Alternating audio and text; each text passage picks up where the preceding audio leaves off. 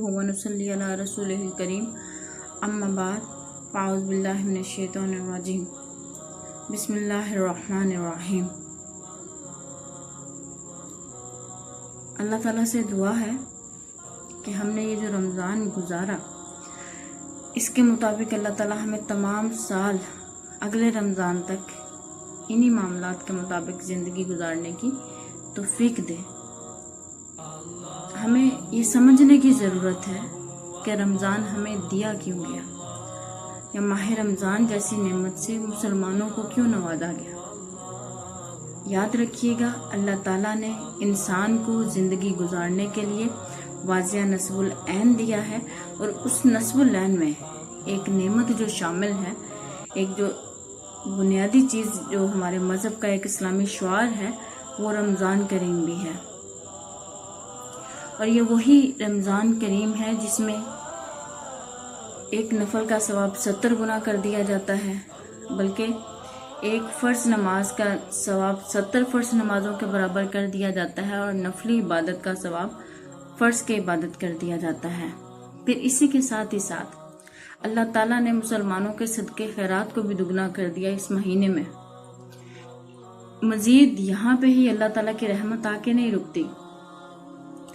आप इसी बाबरकत महीने में अल्लाह ताला की रज़ा को हासिल करते हैं, सब्र करना सीखते हैं, शुक्र करना सीखते हैं, गरीब परवरी सीखते हैं, सिला रहमी सीखते हैं, सदका खैरात करना सीखते हैं, और सबसे अहम और ज़रूरी बात, गुनाहों से बचना सीखते हैं। तो जो आपने इस पूरे महीने में अपने नफ्स के खिलाफ जहाद बिन नफ्स किया, अपनी तमाम तर नफ्सानी ख्वाहिशात को पसे पुश्त डाला अपने सिर्फ अल्लाह ताला की रज़ा के लिए, तो इस अमर की ज़रूरत है कि ये तमाम जो मेहनत आपने इस महीने में की है, इसको मुस्तकिल तौर पर अपनाएं।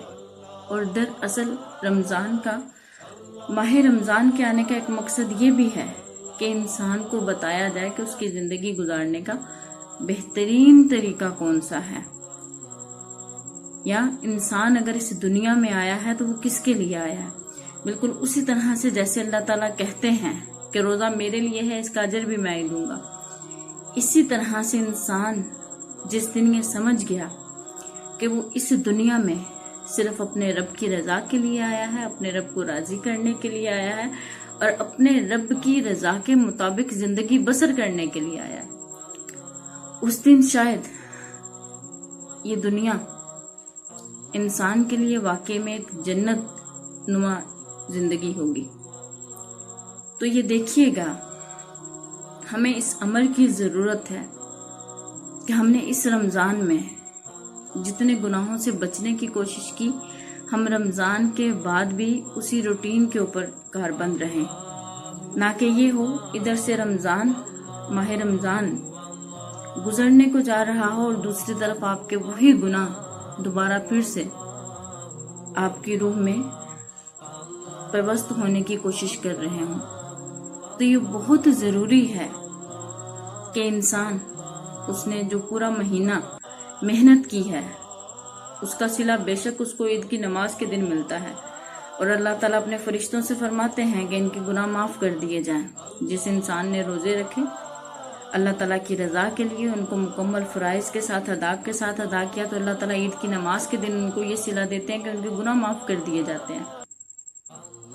तो हमें कोशिश ये करनी है कि वो जो अल्लाह ताला ने हमारे गुनाह माफ़ किए हैं, या अल्लाह ताला ने जिन गुनाहों को माफ़ करने का जिक्र किया, कुछ ऐसे गुनाह जो रमज़ान में इबादतें करने के बावजूद भी माफ़ नहीं होते जब तक आप तौबा ना करें। अगर हम तौबा कर लेते हैं तो ये अल्लाह ताला कुरान मजीद में इरशाद फरमाते हैं, फ़उलाइका युबद्दिलुल्लाहु सय्यातिहिम हसनात व काना अल्लाहु गफूरुर रहीमा व मन ताबा मिन बअदिही आमना व अमिला सालिहन। यानी कि सूरतुल हुजरात में अल्लाह ताला ने ये बंदों से खिताब किया है कि अगर कोई तौबा करता है, तौबा करने के बाद वो नेक अमाल करता है, तो अल्लाह ताला क्या करते हैं कि उसके तमाम तर गुनाहों को डिलीट नहीं करते। ये इंसान है कि जो डिलीट करने का ऑप्शन अपने पास रखता है। अल्लाह ताला की ज़ात रहमानुर रहीम है, अल्लाह ताला की ज़ात गफूरुर रहीम है। तो अल्लाह क्या कहते हैं कि अल्लाह अपनी शयान शान इंसान को नवाजते हैं। फाउलाइका युबद्दिलुल्लाहु सय्यातिहिम हसनात। अल्लाह कहता है कि मैं उसके गुनाहों को उसकी नेकियों में बदल देता हूँ। अब आगे अल्लाह ताला ने फिर अपने एक सिफात का इजहार फरमाया कि अल्लाह क्यों बख्श सकते हैं। वकान अल्लाहु गफूरुर रहीमा, कि बेशक अल्लाह ताला बख्शने वाला मेहरबान है। जाहिर बात है जिस जात के पास ये इख्तियार है वो ये काम कर भी सकती है। तो लिहाजा अल्लाह ताला से अगर वो बंदा तौबा कर ले, सच्ची तौबा कर ले अपने तमाम गुनाहों से, तो इसमें कोई शक और शुबा नहीं है कि अल्लाह ताला ईद की नमाज के दिन या ईद की नमाज पढ़ने के बाद उस इंसान को बख्श दिया जाएगा।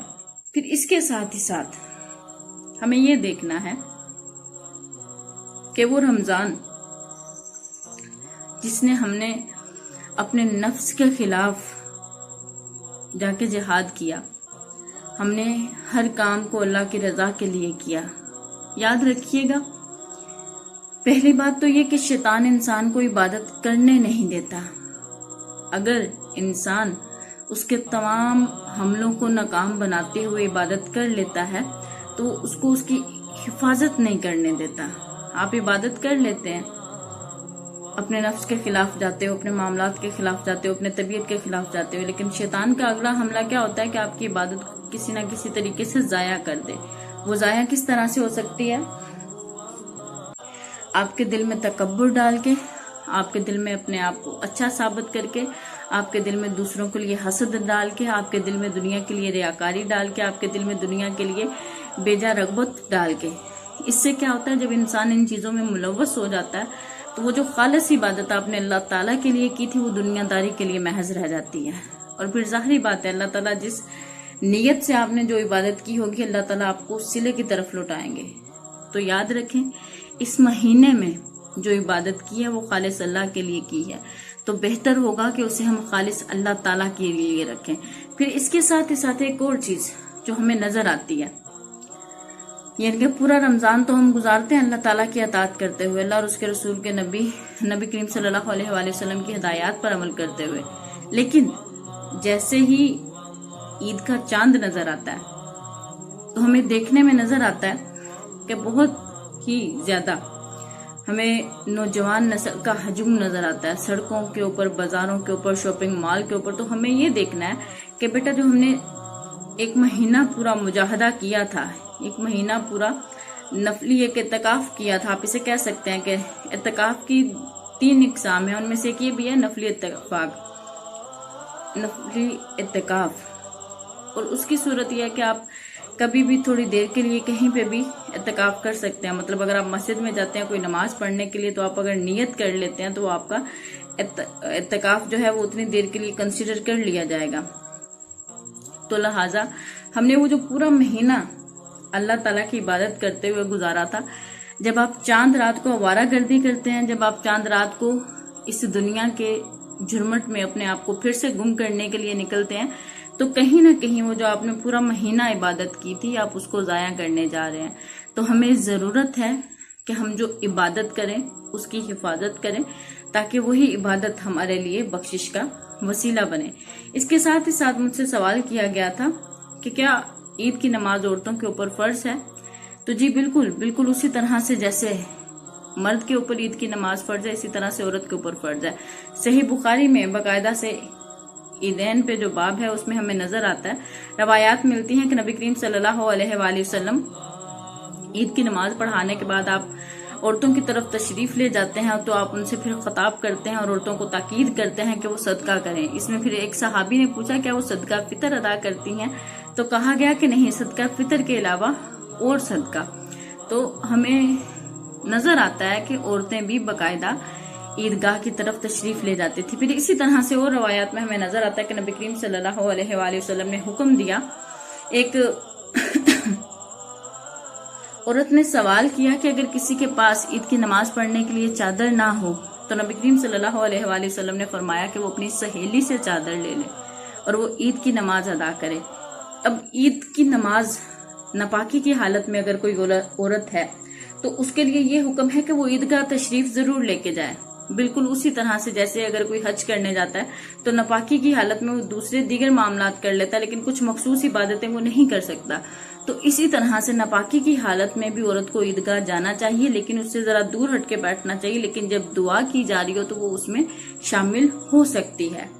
تو ہمیں صحیح ستہ میں واضح دلیل نظر آتی ہے جس سے ہمیں پتہ چلتا ہے کہ عورت جو ہے عہد رسالت میں، عہد صحابہ میں، عہد تابعین اور تبع تابعین میں عیدگاہ میں نماز پڑھنے کے لیے تشریف لے جاتی تھی۔ اب یہ اگلی جو چیز ہے کہ اگر عورت کے ساتھ کوئی محرم جانے والا نہیں ہے یا کچھ باہر ایسے مسائل ہیں جن کی وجہ سے اس کا باہر نکلنا جو ہے وہ کسی فتنے کا باعث بن سکتا ہے، تو اس کے لیے بہتر ہے کہ وہ عید کی نماز جو ہے وہ گھر پہ ادا کرے۔ یا اسی طرح سے اگر کوئی وبائی امراض پھیل چکی ہے جس کی وجہ سے اس کو لگتا ہے کہ وہ باہر جائے گی تو وہ بھی کہیں اس کی لپیٹ میں نہ آ جائے، تو یاد رکھیے گا سب سے پہلے دین اسلام کہتا ہے کہ انسان کے نفس کے اوپر اس کا حق ہے، تو اپنی جان کو بچانا، اپنی جان کا دفاع کرنا جو ہے وہ پہلی لسٹ میں شامل ہے یا پہلی صف میں شامل ہے۔ اور اگر ایسے کچھ خدشات ہیں تو ان کو ملحوظ خاطر رکھتے ہوئے عورت جو ہے وہ گھر میں بھی نماز ادا کر سکتی ہے۔ تو اللہ تعالیٰ سے اس مہینے میں آپ نے جتنا کچھ مانگا ہے یا جتنی اس کی رحمتیں سمیٹی ہیں، کوشش کریں کہ وہ اگلے رمضان تک قائم رہیں اور ان کے اوپر آپ مسلسل عمل فرما رہیں۔ اور اس کے ساتھ ہی ساتھ ایک چیز اور کہ یاد رکھیں، ہمیں نہیں معلوم کہ ہم میں سے کچھ لوگ اگلا رمضان دیکھ پائیں گے یا نہیں، کیونکہ کسی بھی قبرستان کے باہر یہ نہیں لکھا کہ یہاں پہ صرف بوڑھے یا بزرگ حضرات ہی آئیں گے۔ اللہ تعالیٰ نے یہ نہیں کسی کو بتایا کہ اللہ تعالیٰ کو صرف بزرگوں کی ضرورت ہے یا بچوں کی ضرورت ہے یا عورتوں کی ضرورت ہے۔ ہر ایک ذی روح نے قرآنی تعلیمات کے مطابق کل نفس ذائقۃ الموت، ہر ذی روح نے موت کا مزہ چکھنا ہے۔ تو اس کے لیے ضروری ہے کہ ہم اپنے ہر گزرتے ہوئے لمحے کو اللہ تعالیٰ کی اطاعت اور اس کی منشا کے مطابق زندگی بسر کرتے ہوئے گزاریں۔ اللہ تعالیٰ سے دعا ہے کہ اللہ تعالیٰ ہمیں قرآنی تعلیمات اور سنت رسول صلی اللہ علیہ وآلہ وسلم پر چلنے کی توفیق دے۔ وما علینا الا البلاغ المبین۔